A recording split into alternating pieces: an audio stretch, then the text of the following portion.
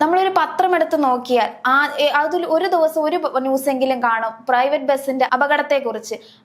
മത്സര ഓട്ടവും മറ്റു ബസ്സിനേക്കാൾ മുമ്പേ എത്താനും അല്ലെങ്കിൽ മറ്റു സമയത്തെത്താനും വേണ്ടിയായിട്ട് നടത്തുന്ന ഒരു ഓട്ടപ്പാച്ചിലെന്ന് തന്നെയാണ് അവർ പറയുന്നത്. ഇപ്പോൾ കോഴിക്കോട് നിന്ന് അവർക്കൊരു വിലം കിട്ടിയിരിക്കുകയാണ്. അതായത് ഇനിയിപ്പോൾ മത്സര ഓട്ടത്തിന്റെ പേരിൽ അപകടം നടന്നു കഴിഞ്ഞാൽ അവർക്ക് പെർമിറ്റ് പുതുക്കി നൽകില്ലെന്നും ഡ്രൈവർക്കും കണ്ടക്ടർക്കും എതിരെ മാത്രമല്ല ഓണർക്കെതിരെയും ഒരു ഉണ്ടാകുന്നു. അപ്പൊ ഇത് മൊത്തം കേരളത്തിൽ മൊത്തം ഇത് വരേണ്ട അനിവാര്യമല്ലേ ഇപ്പോൾ?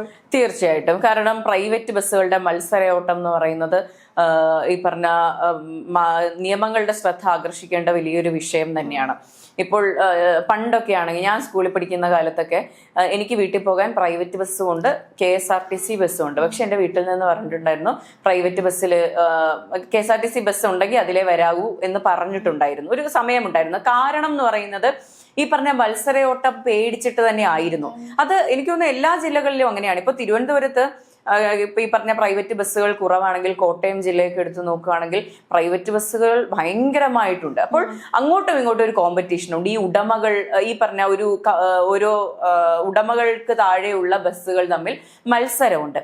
അത് ഈ ഡ്രൈവർമാരാണ് ഇങ്ങനെ ആ ബസ് എത്തുന്നതിന് മുന്നേ എനിക്ക് എത്തണം, അല്ലെങ്കിൽ KSRTC അവിടെ എത്തുന്നതിന് മുൻപ് ഞങ്ങൾക്ക് എത്തണം എന്ന് പറഞ്ഞൊരു മത്സരമായിട്ടുണ്ട്. അപ്പൊ സ്വാഭാവികമായിട്ടും എല്ലാ മനുഷ്യർക്കും ജീവനാണല്ലോ വലുത്. ഇപ്പൊ പെട്ടെന്ന് എത്തുക എന്നുള്ളതിനേക്കാൾ ജീവനോടെ അങ്ങ് എപ്പോഴാണെങ്കിലും ലേറ്റ് ആയിട്ട് എത്തിയാൽ മതി എന്നാണല്ലോ നമ്മളെല്ലാവരും ചിന്തിക്കുക.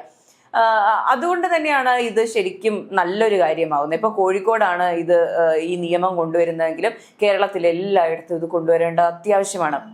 ഇപ്പോൾ ഒരു പ്രൈവറ്റ് ബസ് ഇടിച്ചൊരു അപകടം ഉണ്ടായാൽ ആ ഡ്രൈവർക്കെതിരെ മാത്രമായിരിക്കും നിയമ നടപടി ഉണ്ടാവുക, അല്ലെങ്കിൽ കണ്ടക്ടറും കൂടെ ചേർത്തുകൊണ്ടായിരിക്കും. പക്ഷെ അപ്പൊ എന്ത് ചെയ്യും, ഈ ഉടമകൾ എന്ത് ചെയ്യും, മറ്റൊരു ഡ്രൈവറെ വെക്കും. അവർക്കും ഈ പറഞ്ഞ ടാർഗറ്റും അതുപോലുള്ള ഈ പ്രഷറുകളും കൊടുക്കും. അപ്പൊ സ്വാഭാവികമായിട്ടും ഇത് തന്നെയാണ് നടക്കാൻ പോകുന്നത്. പൊതുവെ പ്രൈവറ്റ് ബസ് ഡ്രൈവർമാർക്ക് ഒരേ ഒരു രീതിയുണ്ട്. ഇങ്ങനെയാണ് വണ്ടി ഓടിക്കേണ്ടത്, അല്ലെങ്കിൽ ഇങ്ങനെയൊക്കെ കാണിക്കണം. എന്നിട്ട് അവസാനം ഒരു ന്യായീകരണം ആണ് പറയുന്നത്, രണ്ടറ്റം കൂട്ടിമുട്ടിക്കാനാണല്ലോ ആലോചിക്കുമ്പോഴാണ് എൻ്റെ അമ്മയെന്നൊക്കെ പറയുന്നൊരു സാധനം.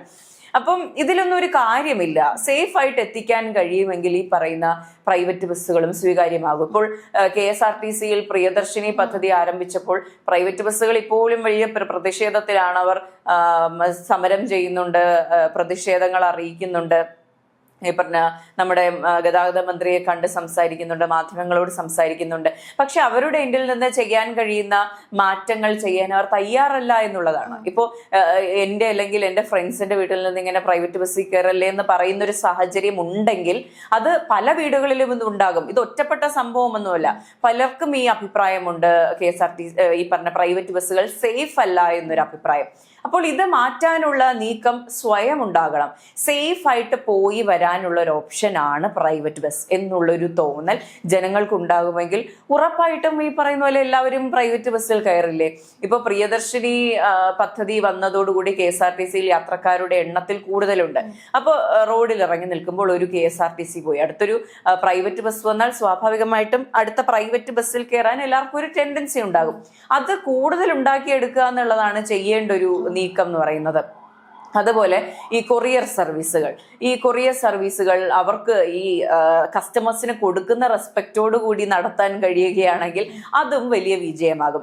ഇപ്പൊ ഞാൻ കഴിഞ്ഞൊരു ചർച്ചയിൽ പറഞ്ഞൊരു കാര്യമാണ്. ഞാൻ ഓഫീസിലേക്ക് പോകാൻ ഞാൻ ഒരു ദിവസം ഞാൻ താമസിക്കുന്ന വീടിന്റെ പുറത്തേക്ക് ഇറങ്ങി നിന്നപ്പോൾ അവിടെ ഒരു പ്രൈവറ്റ് ബസ് സ്റ്റോപ്പ് ഉണ്ട്. അവിടെ 2 കുട്ടികൾ വന്ന് നിന്നിട്ട് എന്തോ കാത്തു നിൽക്കുകയാണ്. മഴക്കോട്ടൊക്കെ ഇട്ടിട്ടുണ്ട്, നല്ല മഴയുണ്ടായിരുന്നു. ഒരു പ്രൈവറ്റ് ബസ്, കട്ടപ്പന പോകുന്ന ഒരു പ്രൈവറ്റ് ബസ് വന്ന് നിൽക്കുന്നു. ഈ പിള്ളേര് വലിയൊരു വെയിറ്റ് ഉള്ള ഒരു പെട്ടി ഇങ്ങനെ എടുത്ത് വണ്ടിക്കകത്തോട്ട് വെച്ച് ആ കുഞ്ഞ് ഇറങ്ങുന്നതിന് മുന്നേ വണ്ടി എടുത്തങ്ങ് പോവാണ്. അപ്പൊ ഇതെന്താണ് സംഭവം അറിയാനുള്ള കൗതുകത്തിന് വേണ്ടിയിട്ട് ഞാൻ ഈ കുട്ടിയോട് ചോദിച്ചു, അവൻ എന്തുവാ കൊണ്ടുവച്ചതെന്ന് ചോദിച്ചപ്പോ എന്തോ കിച്ചൺ അപ്പാരറ്റസോ ടോയ്ലറ്റ് അപ്പാരറ്റസോ അങ്ങനെ എന്തോ സാധനമാണ്. ഞാൻ ചോദിച്ചു, നിങ്ങൾ ബിസിനസ് ചെയ്യുന്നതാണോ? അതെ, കട്ടപ്പനയിലുള്ള ഒരു ക്ലയന്റിന് അയച്ചു കൊടുത്തതാണ് എന്ന് പറഞ്ഞു. അപ്പൊ ഞാൻ ചോദിച്ചപ്പോ ഇതിന്റെ പേയ്മെന്റ് ഒക്കെ എങ്ങനെയാ? അത് അവിടുന്ന് ക്ലയന്റ് അത് എടുക്കുമ്പോൾ അതങ്ങ് കൊടുത്തോളും. ഞാൻ ചോദിച്ചു, നിങ്ങൾ ആരെങ്കിലും വിളിച്ച് ബുക്ക് ചെയ്തോ, അല്ലെങ്കിൽ ഇതിന് വെബ്സൈറ്റോ ആപ്പോ അങ്ങനെ എന്തെങ്കിലും ഉണ്ടോ? ഇല്ല, ഈ ബസ് ഈ വഴിയാ ഈ സമയത്ത് പോകുന്നതെന്ന് ഞങ്ങൾക്കറിയാം, അപ്പൊ ഞങ്ങൾ ഇത് കൊടുക്കും, അതവിടെ എത്തും. പക്ഷെ ഇത് ട്രാക്ക് ചെയ്യാനുള്ള ഒരു ഓപ്ഷൻ ഇല്ല. അല്ലെങ്കിൽ ആ വണ്ടി ഒന്ന് നിർത്തി, അവർക്ക് എന്തായാലും ആ സാധനം അവിടെ കൊണ്ടു കൊടുക്കുമ്പോൾ പണം കിട്ടുന്ന ഒരു കാര്യമാണ്. അത് കൃത്യമായിട്ട് വാങ്ങി ഒരിടത്ത് സേഫ് ആയിട്ട് വെച്ച് ഇവരെ കൃത്യമായി അഡ്രസ്സ് ചെയ്ത്, അല്ലെങ്കിൽ ഈ കുട്ടികളെ ബേസിക് ആയിട്ട് ഈ പറഞ്ഞ സിസ്റ്റം ഒന്നും വേണ്ട. ആ കുട്ടികൾ ബസ്സിൽ നിന്ന് ഇറങ്ങുന്നത് വരെ കാത്തു നിന്നിട്ട് വണ്ടി എടുക്കുന്ന ഒരു മിനിമം മര്യാദ കാണിക്കാമായിരുന്നു. ഇതുപോലും ഇല്ലാത്തതാണ് ശരിക്കും പറഞ്ഞാൽ പ്രൈവറ്റ് ബസ്സുകളുടെ പ്രശ്നം എന്ന് പറയുന്നത്. ഇപ്പൊ കൊറിയർ സർവീസ് കൃത്യമായിട്ട് നടത്തണ്ട, പക്ഷെ ആൾക്കാരോടൊരു മാന്യമായി മര്യാദയായി ഇടപെടാമല്ലോ. ഇപ്പൊ നമുക്കൊക്കെ ഈ 90s കിഡ്സിനൊക്കെ അറിയാം പ്രൈവറ്റ് ബസ്സിലെ പാട്ടുകളും പ്രൈവറ്റ് ബസ് യാത്രയൊക്കെ ഭയങ്കര വൈബും നൊസ്റ്റാൾജിയും ഒക്കെയാണ്. പക്ഷെ അതിലൊരു സേഫ്റ്റിയും കൂടെ കൊണ്ടുവരാൻ സാധിക്കണം.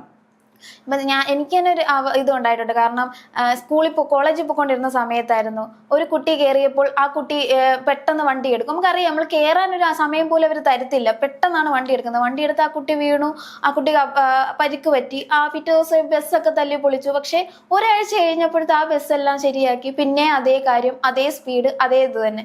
അവർക്ക് ഭയമില്ല എന്നുള്ളൊരു കാര്യം. കാരണം പിന്നെ അവർക്ക് ഇത് ഓടാം, പ്രത്യേക പ്രശ്നമൊന്നും ഉണ്ടല്ല. അപ്പൊ ഇപ്പൊ കൊണ്ടുവന്നത് പോലെ പെർമിറ്റ് ഇല്ലാതാക്കിയോ അല്ലെങ്കിൽ ആ ഒരു ഉടമസ്ഥർക്കെതിരെ പരാതി വരികയോ ചെയ്താൽ മാത്രമേ ഇവർ ഭയക്കത്തുള്ളൂ, അല്ലെങ്കിൽ ഇതിലൊരു മാറ്റം വരുത്തുകയുള്ളൂ. അല്ലെങ്കിൽ മുമ്പേ പറഞ്ഞതുപോലെ തന്നെ ഒരു ഡ്രൈവർക്കോ അല്ലെ കണ്ടക്ടർക്കോ എതിരെ വന്നു കഴിഞ്ഞാൽ ഉടമസ്ഥനൊരു പ്രശ്നവും ഇല്ല. അവര് പിന്നെ മറ്റുള്ളവർക്കൊരു ഇത് കൊടുക്കും, ടാർഗറ്റ് കംപ്ലീറ്റ് ചെയ്യണമെന്ന്. ഇപ്പൊ ഈ പ്രിയദർശിനി പദ്ധതി വന്നത് ഫ്രീ ആയതുകൊണ്ട് മാത്രമല്ല, കൂടുതൽ സക്സസ് ആവാൻ കാരണം ഇതുപോലുള്ള പ്രൈവറ്റ് ബസ്സിനോടുള്ള ഭയവും അല്ലെങ്കിൽ ഒരു ഈ മത്സര ഓട്ടത്തെ ഭയന്നും ആയിരിക്കും. നമ്മളൊരു ന്യൂസ് എടുത്താൽ ഏറ്റവും കൂടുതൽ ആൾക്കാർ വീട് പരിക്കേറ്റല്ല ഒരു അപകടം പറ്റുന്നതും ഈ പ്രൈവറ്റ് ബസ് കാരണമാണ്. അപ്പൊ ഇവരൊന്ന് മാറി ചിന്തിച്ചു കഴിഞ്ഞാൽ ഇവർക്ക് കുറച്ചുകൂടെ നന്നായിട്ട് പോകാനായിട്ട് സാധിക്കും എന്നുള്ള കാര്യത്തിൽ ഉറപ്പാണ്. അതെ, ഇപ്പൊ നമുക്കാണെങ്കിലും ഇപ്പൊ ബസ്സുകളാണ്, ബസ്സെന്നല്ല വാഹനമാണ്, മെഷീനിൽ പ്രവർത്തിക്കുന്ന സാധനങ്ങളാണ്. എപ്പോഴാണെങ്കിലും മാൽ ഫങ്ഷൻ സംഭവിക്കാം, അപകടങ്ങൾ സംഭവിക്കാം, അതൊക്കെ സ്വാഭാവികമാണ്. അത് ഈ പറഞ്ഞ ടെക്നിക്കൽ പ്രശ്നങ്ങളാണെങ്കിൽ ഓക്കെ. മനഃപൂർവ്വമായി വരുത്തി വെക്കുന്ന പ്രശ്നങ്ങളിൽ നിന്ന് എന്തായാലും മനുഷ്യർ രക്ഷപ്പെടാൻ ശ്രമിക്കും. ഇപ്പൊ ഈ അടുത്ത് നോക്കുകയാണെങ്കിൽ കുറെ റീലുകൾ ഇറങ്ങുന്നുണ്ട്. 2 പ്രൈവറ്റ് ബസ്സുകൾ തമ്മിൽ മനഃപൂർവ്വം കൂട്ടിയിടിക്കുക, റിവേഴ്സ് എടുത്ത് കൊണ്ടുവന്ന് ഇടിക്കുക, അതുപോലുള്ള കാര്യങ്ങൾ ചെയ്യുക. അപ്പൊ ഇത് കണ്ടുകൊണ്ടിരിക്കുന്ന ജനം എന്താണ് വിചാരിക്കുന്നത്? ഓ, ചേട്ടന്മാർ അടിപൊളി, ചേട്ടന്മാര് മാസ് എന്നല്ല വിചാരിക്കുക. ഇവരുടെ വണ്ടിയിൽ ഇനി കയറുകയേ വേണ്ട എന്നാണ് വിചാരിക്കുക. ആ ട്രോമയിൽ നിന്ന് ആ വണ്ടിയിൽ ഉണ്ടായിരുന്ന ആൾക്കാർ പോലും പുറത്തു വരില്ല. ആ വണ്ടിയിൽ യാത്ര ചെയ്ത ആൾക്കാർ ഒരു 20 പേരായിക്കോട്ടെ അല്ലെങ്കിൽ ഒരു 50 പേരായിക്കോട്ടെ, ഇവർ ഇനി പ്രൈവറ്റ് ബസ്സിൽ കയറാൻ ഭയക്കില്ലേ? അപ്പോൾ ഇതൊക്കെയാണ് ചിന്തിക്കേണ്ടത്. പിന്നെ ഈ കോമൺ റൂട്ടുകളെക്കാൾ ഉപരി ഈ പ്രൈവറ്റ് ബസ്സുകൾ മാത്രം സർവീസ് നടത്തുന്ന ചെറു റൂട്ടുകളിലും ഇത്തരത്തിലുള്ള പ്രവണത അവസാനിപ്പിച്ചേ തീരുള്ളൂ. കാരണം യാത്രക്കാർക്ക് KSRTC ആശ്രയിക്കാനുള്ള വകുപ്പുണ്ടാകില്ല. അവർക്ക് പ്രൈവറ്റ് ബസ്സിനെ തന്നെ ആശ്രയിക്കണം. അവരുടെ ജീവനും വിലയുണ്ട്. വലിയ കേസിന്റെ നൂലാമാലകളിൽ പോകാതെ ഒരു 5 മിനിറ്റ് വൈകിയാലും മനുഷ്യരുടെ ജീവന് വില കൊടുക്കുക. അതുപോലെ തന്നെ ഈ വണ്ടിയൊക്കെ പണിതെടുക്കുന്നതിനേക്കാൾ എത്രയോ ഭേദമാണ് കുറച്ച് പതിയെ പോയി കാര്യങ്ങൾ ചെയ്യുന്നത്. ഇപ്പൊ പ്രിയദർശിനി എതിർക്കുന്നതിനേക്കാൾ ഈ പറഞ്ഞ ഇംപ്രൂവ്മെന്റ്സ് കൊണ്ട് വലിയ ലാഭം നേടാൻ പ്രൈവറ്റ് ബസ്സുകൾക്ക് ഇപ്പോഴും ഓപ്ഷൻ ഉണ്ട്. അപ്പോൾ ഈ ഫ്രസ്ട്രേഷൻ റോഡിൽ തീർക്കാതെ നിങ്ങൾക്ക് എന്താണ് ബെറ്റർ ആയിട്ട് ചെയ്യാൻ പറ്റുക എന്ന് ചിന്തിക്കുന്നതാണ് ഇവിടെ പോസിബിൾ ആയിട്ടുള്ള ഒരു ഓപ്ഷൻ എന്ന് പറയുന്നത്. പ്രിയദർശിനി വന്നപ്പോ നമ്മൾ കണ്ടായിരുന്നു അച്ചപ്പം വിൽക്കുന്നു, മുറുക്ക് വിൽക്കുന്നു, ലഡു വിൽക്കുന്നു, വിൽപ്പനയിലോട്ട് പോവുകയാണ് അവർ ചെയ്തത്. അതായത് ഇതാണ് പ്രതിഷേധം എന്നുള്ള രീതിയിൽ. അതെ, അതും പക്ഷെ ഒരു ഉപജീവന മാർഗമായിട്ടല്ല, ഒരു പ്രതിഷേധമായിട്ടാണ് അവർ ചെയ്തത്. അപ്പൊ അത് അങ്ങനല്ല വേണ്ടത്. ഇതുപോലുള്ള കൃത്യമായിട്ട് കാര്യങ്ങൾ ചെയ്ത് മറ്റുള്ളവർക്ക് ഈ പ്രൈവറ്റ് ബസ്സിനെ കയറാൻ പ്രൈവറ്റ് ബസ്സിനെ ഇടയ്ക്ക് ഒരു കാലന്ന് വരെ ഓരോരുത്തർ വിളിക്കുന്നുണ്ട്. കാരണം നമ്മുടെ ജീവൻ എടുക്കാൻ ഒരു സാധനം വരുന്നു, പ്രൈവറ്റ് ബസ് വരുമ്പോൾ ആൾക്കാർക്ക് ഭയമാണ് കാണുമ്പോൾ. അപ്പൊ അതൊക്കെ ഒന്ന് മാറ്റി കൃത്യമായിട്ടുള്ള ഒരു ഇത് കൊണ്ടുവന്നാൽ ഇവർക്ക് കൃത്യമായിട്ട് പോയി പ്രൈവറ്റ് ബസ് ഈ പ്രിയദർശിനി കാരണം ഉണ്ടായ എല്ലാ പ്രശ്നവും അവർക്ക് കൃത്യമായിട്ട് മാറ്റിക്കൊണ്ടു പോകാനായിട്ട് പറ്റും. അതുപോലെ ഈ പറഞ്ഞ മാറ്റങ്ങളൊക്കെ വരുത്തി കഴിഞ്ഞാൽ സ്വാഭാവികമായിട്ടും ചിലപ്പോൾ ഈ സർക്കാരിന്റെ ഭാഗത്തു നിന്നും പല ആനുകൂല്യങ്ങളും ലഭിക്കാനുള്ള സാധ്യതയുമുണ്ട്.